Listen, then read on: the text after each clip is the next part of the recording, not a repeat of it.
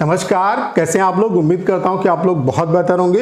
ये वीडियो उन सभी एस्पिरेंट के लिए बहुत ज़्यादा हेल्पफुल होने वाला है जो एसएससी सिलेक्शन पोस्ट फेज 12 का एग्जाम दे चुके हैं। जैसा कि आपको पता है कि आपकी आंसर की आ चुकी है, आप सभी ने अपने जो मार्क्स हैं वो चेक कर लिए होंगे। बाकी कट ऑफ कितनी किया जा सकती है इसके रिगार्डिंग मैंने एक वीडियो बना दिया, अगर आपने उस वीडियो को नहीं देखा है तो जाके देख लीजिए। बाकी कट ऑफ का डिटेल में एनालिसिस करके वीडियो बहुत जल्द आएगा। इस वीडियो में हम बात करने वाले हैं कि आपका जो रिजल्ट है, जो CBT 1 का आपका रिजल्ट है वो कब तक आ सकता है, किस मंथ तक आने की संभावना है, कब तक आप उम्मीद कर सकते हो कि आपका रिजल्ट आ जाएगा। उसके अलावा यहाँ पे एग्ज़ाम से लेकर के ज्वाइनिंग तक का कंप्लीट प्रोसेस क्या होता है, आपको किन किन प्रोसेस से होकर गुजरना पड़ेगा, क्योंकि सिलेक्शन पोस्ट की जो वैकेंसी है वो CHSL CGL की कंपेयर में थोड़ा सा अलग है। तो इसके बारे में आपको डिटेल में यहाँ पे इन्फॉर्मेशन मिलने वाली है। तो चलिए स्टार्ट करते हैं। वीडियो को स्टार्ट करने से पहले आप सभी को एक इन्फॉर्मेशन देना चाहता हूँ कि अगर आप CHSL या CGL एग्जाम की प्रिपरेशन कर रहे हैं तो टाइपिंग की इंपॉर्टेंस बहुत ज़्यादा, और हमने आपके लिए कंप्लीट टाइपिंग का सॉफ्टवेयर बना दिया है। इसमें हम सारे के सारे आपको प्रीवियस पैसेज दे रहे हैं। यहाँ पे आपको 250 पैसेज मिल जाते हैं। एक दिन का जो डेमो है वो आपका बिल्कुल फ्री है। मैं आप सभी से जरूर कहूँगा एक बार डेमो जरूर दीजिएगा। डेमो का लिंक डिस्क्रिप्शन और कमेंट बॉक्स में पिन किया हुआ है, वहाँ से आप डेमो दे सकते हैं। और अगर आप डेमो से सेटिस्फाई होते हैं तो अपना जो बेस्ट प्लान है वो परचेज कर सकते हैं। बाकी प्रीवियस जो पैसेज हैं उनकी इंपॉर्टेंस ही है और इन्हीं को आपको बार बार प्रैक्टिस करना चाहिए।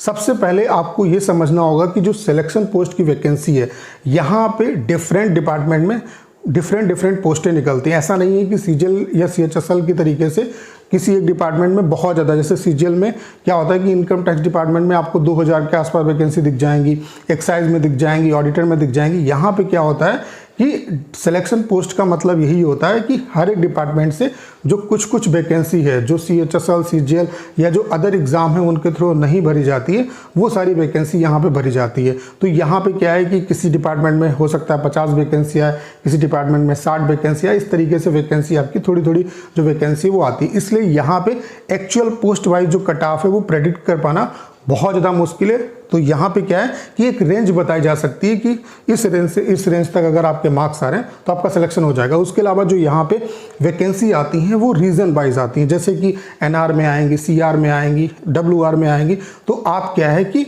किसी भी रीजन में फॉर्म अप्लाई कर सकते हैं और आपका जो एग्ज़ाम होगा वो अपने ही रीजन में होगा। उसके अलावा टोटल 3 तरीके की पोस्ट होती हैं, 10th लेवल, 12th लेवल और ग्रेजुएशन लेवल। उसके अलावा 10th लेवल की चाहे कितनी वैकेंसी में आप फॉर्म भरें, आपको एग्ज़ाम एक ही देना होगा। 12th लेवल की कितनी वैकेंसी में आप फॉर्म भरें, कितनी पोस्ट के लिए अप्लाई करें, एक एग्ज़ाम होगा। 12th और ग्रेजुएशन लेवल की चाहे कितनी वैकेंसी में आप अप्लाई करें, आपका सिंगल एक एग्ज़ाम होगा। यानी कि मैक्सिमम आपके 3 एग्ज़ाम होंगे अगर आपने तीनों लेवल की जो वैकेंसी है उनके लिए अप्लाई किया है। अब यहाँ पे सिलेक्शन प्रोसेस क्या होता है, देखो थोड़ा सा जो सिलेक्शन प्रोसेस है यहाँ पे CHSL CGL की कंपेयर में थोड़ा सा यहाँ पे लॉन्ग होता है। वो लॉन्ग किस सिनेरियो में होगा, क्यों होता है, वो सारी चीज़ें यहाँ पे आपको समझ में आ जाएंगी। सबसे पहले क्या होगा, जैसे कि आपका CBT 1 का एग्जाम हुआ तो CBT 1 का एग्जाम होगा सबसे पहले। उसके अलावा यहाँ पे क्या है कि कई तरीके की पोस्ट होती हैं, एक्सपीरियंस वाली भी पोस्ट आती हैं, नॉन एक्सपीरियंस वाली भी पोस्ट आती हैं, टाइपिंग वाली पोस्ट आती हैं, उसके अलावा स्टेनो वाली भी पोस्ट आती है जिसमें शॉर्ट हैंड आपका होता है। तो तमाम तरीके की वैकेंसी यहाँ पे होती है। तो सभी जितनी भी पोस्ट हैं उन सब के लिए मैंने बताया कि मैक्सिमम 3 एग्जाम होंगे, मतलब मैट्रिकुलेशन लेवल, आपका ग्रेजुएशन लेवल और 12th लेवल, ठीक है। तो इन सब के लिए एक सिंगल CBT आपका होता है। तो CBT एग्जाम जो कि आपका हो चुका है, तो अभी इसका रिजल्ट कब तक आएगा इसके बारे में बात करेंगे। तो एक पहले CBT होगा एग्जाम, फिर CBT 1 का आपका रिजल्ट आएगा। रिजल्ट आने के बाद जिन बच्चों को शॉर्ट लिस्ट कर दिया जाएगा उनकी स्क्रूटनी होगी। स्क्रूटनी क्या मतलब, जो आपके डॉक्यूमेंट हैं उनको देखा जाएगा कि वो डॉक्यूमेंट सही है या नहीं सही है। तो आपको क्या करना होगा, जैसे मान लेते हैं आपका NR रीजन में सिलेक्शन हुआ तो अपने जितने भी डॉक्यूमेंट है, जैसे कि अगर एक्सपीरियंस वाली पोस्ट के लिए अप्लाई किया है या नॉन एक्सपीरियंस वाली पोस्ट के लिए अप्लाई किया, जो भी डॉक्यूमेंट है, जैसे कि आपकी मार्कशीट हो गई, आधार कार्ड, एक्सपीरियंस सर्टिफिकेट, जितने भी डॉक्यूमेंट हैं उनकी एक मतलब आप पूरा उनका सेट बना के जो है लिफाफे में पैक करके बाकायदा जो NR रीजन, जैसे कि जिस भी रीजन में आपका सिलेक्शन हुआ है उस रीजन के पते पे आप उसको भेजोगे, ठीक है। वो सभी को करना होता है और ये बाई पोस्ट आपको भेजना रहता है, ठीक है। आपको बाई पोस्ट करना होगा, अपने जितने भी डॉक्यूमेंट हैं उनकी फ़ोटो स्टेट, ओरिजिनल नहीं जाता है तो फ़ोटो स्टेट करा के उनका एक सेट बना के और आपको भेजना होगा, ठीक है। फिर क्या होगा कि डिपार्टमेंट उन्हें चेक करेगा डॉक्यूमेंट को कि आपके डॉक्यूमेंट सही है या नहीं सही है, जिस पर्टिकुलर पोस्ट के लिए आपने अप्लाई किया है उसके लिए आप एलिजिबल हैं या नहीं एलिजिबल हैं। फिर क्या होता है कि डिपार्टमेंट जो SSC है अभी एसएससी का ही काम चल रहा है। तो एसएससी क्या है कि आपकी एक्सेप्टेंस लिस्ट और रिजेक्शन लिस्ट निकालती है। एक्सेप्टेंस लिस्ट में आपको उनका पता चल जाएगा कि आपका फॉर्म एक्सेप्ट हुआ है या आपका फॉर्म रिजेक्शन लिस्ट में आया। तो आपका अगर फॉर्म एक्सेप्ट हो गया है तो कोई दिक्कत वाली बात नहीं। जिनका रिजेक्शन मतलब जिनका रिजेक्ट हो गया उनको कुछ टाइम मिलता है कि वो दोबारा अगर कुछ डॉक्यूमेंट वगैरह अगर मतलब स्किप कर देते हैं तो वो दोबारा उनको चांस मिलता है। तो एक्सेप्टेंस लिस्ट आती है, रिजेक्शन लिस्ट आती है। फिर अगर आपका एक्सेप्ट हो गया फॉर्म मतलब आपके जो डॉक्यूमेंट हैं उनमें कोई अगर प्रॉब्लम नहीं है तो फिर क्या है कि अगर आपने मान लेते हैं कि किसी ऐसी पोस्ट के लिए क्वालिफाई हुए हैं जिसमें टाइपिंग है तो उनका टाइपिंग होगा आपका। उसके अलावा क्या है कि यहाँ पे किसी कोई स्टेनो की पोस्ट के लिए क्वालिफाई है तो उसका शॉर्ट हैंड होगा। तो ये टाइपिंग और शॉर्ट हैंड होने के बाद फिर क्या है कि डीवी होगा। फिर आपको डीवी के लिए क्या है कि बुलाया जाएगा, आपका डीवी होगा, डॉक्यूमेंट वेरिफिकेशन होगा।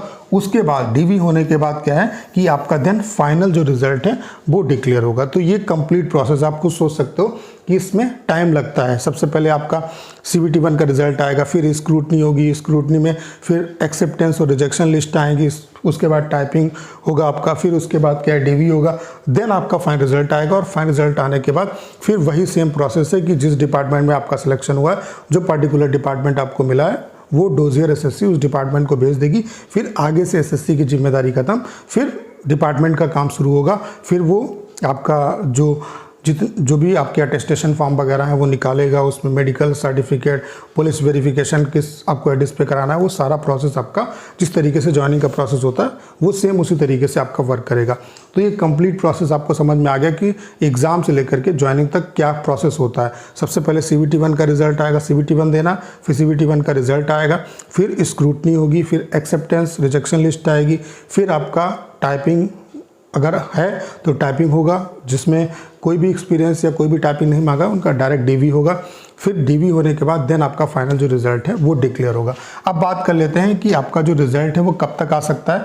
तो ये सिलेक्शन पोस्ट फेज 11 का जो CBT 1 का रिजल्ट है वो कब आया था, उससे आपको आइडिया लग जाएगा कि आपका जो रिजल्ट है वो कब तक आ सकता है। तो आप देख सकते हैं 11 वाले का जो एग्ज़ाम हुआ था वो 27 जून से लेकर के 30 जून तक एग्ज़ाम चला था, और इसका जो रिज़ल्ट आया था वो आप देख सकते हैं कि 14/9/2023 यानी कि 14 सितंबर को आपका रिज़ल्ट आया था। यानी कि 2.5 महीने के बाद यहाँ पे रिज़ल्ट आपका पब्लिश हुआ।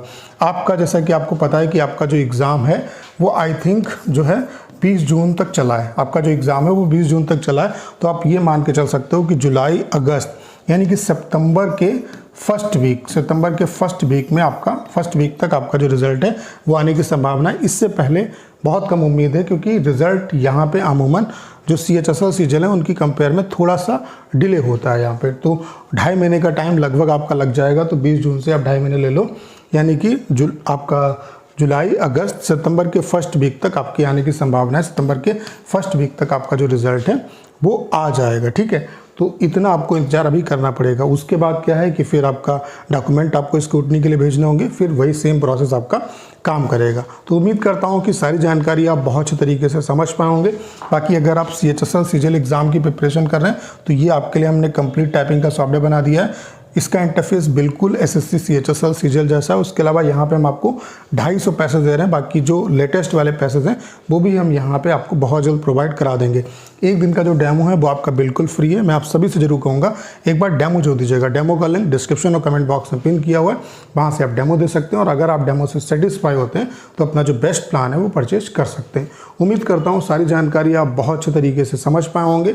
करना क्या है, इस वीडियो को शेयर करना है। उसके अलावा अगर आप चैनल पर नए हैं और आपने अभी तक इसे सब्सक्राइब नहीं किया है तो प्लीज़ चैनल को सब्सक्राइब करना मत भूलिएगा।